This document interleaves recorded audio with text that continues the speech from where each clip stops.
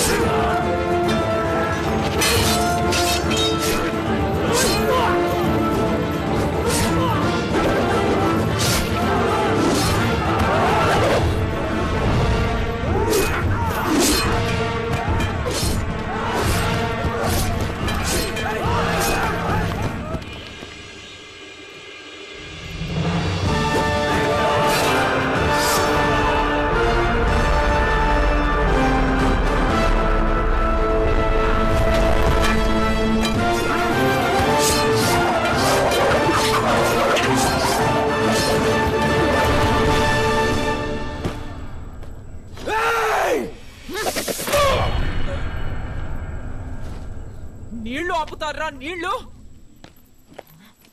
మీ దేవగిరి సైన్యం రక్తంతో మా కాకతీయ నేలపై చేలు తడుపుతాం. 1000 మంది మహదేవ నాయకులు వచ్చినా సమాధానం చెప్పడానికి మా రుద్రదేవ యువరాజు ఒక్కడు చాలు.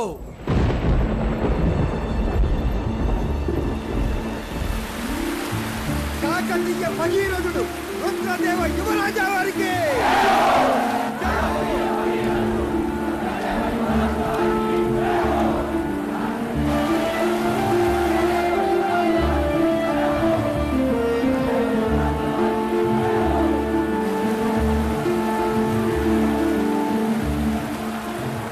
సభాష్ రుద్రదేవ. నీలాంటి వీరుడికి ఒక్క దండయాత్ర సరిపోదు. అడుగుకో గండం నీకు గుదిబండ కావాలి. అప్పుడు కదా మన శత్రుత్వం రసవత్తరం. నిన్న దేవగిరి సైనికులు నగరం నడిబొడ్డుకే వచ్చారు. రేపా మహదేవుడు కోటలోకే రాడని నమ్మకమేముంటాది? రక్షణ లేని ఈ ఓరుగల్లు నగరాన్ని ఆ దేవుడు కూడా కాపాడలేడు. అవును, రక్షణ లేని ఈ ఓరుగల్లుని ఆ దేవుడు కూడా కాపాడలేడు.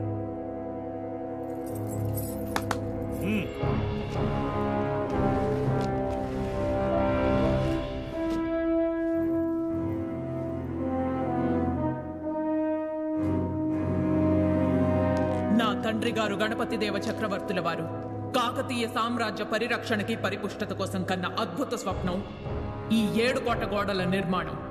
సగంలోనే ఆగిపోయిన ఈ 7 కోట గోడల్ని పూర్తి చేయ తలబెడదాం. తండ్రిని మించిన తనయుడు అనిపించావు రుద్రదేవ. యోధుడికి కవచం, రాజ్యానికి కోట రక్ష.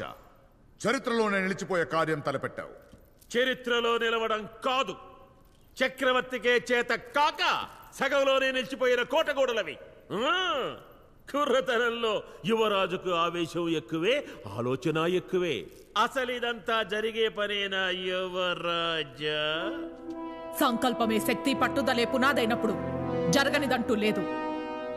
రాతికోట, కంపకోట, మట్టికోట, ఇటుక కోట, ముళ్లకోట, సున్నపు కోట, పుట్టకోటగా నిర్మాణమయ్యే ఈ 7 కోట గోడల్ని యుద్ధ ప్రాతిపదికన పూర్తి చెయ్యండి. ఆజ్ఞ ప్రభు.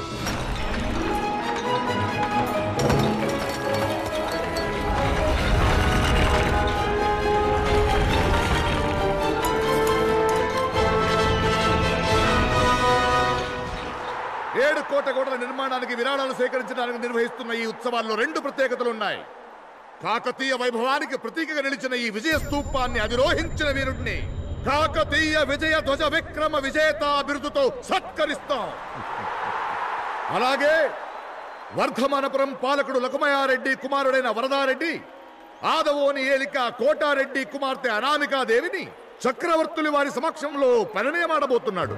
కొత్త జంటే కాదు, ఇరు ప్రాంతాలు ఇప్పుడు ఒక్కటవుతాయన్నమాట. ఈ వివాహానికి వచ్చిన కానుకలని విరాళాలుగా సమర్పించుకుంటున్నాం. భేష్ లకుమయారెడ్డి, మీ కోశాగారం నుంచి కాసు కూడా కదలకుండా జనం మీదే బరువు మోపారు. స్వామి కార్యం స్వకార్యం. ముందు వీరుల పోటీ కానివ్వండి. నేను కోరుకుంటున్నది అదే. ముందు పోటీ, తరువాతే పెళ్లి. పెళ్ళైన వెంటనే ఈ కానుకలు మనకి, దొంగ బంగారం కోశాగారానికి.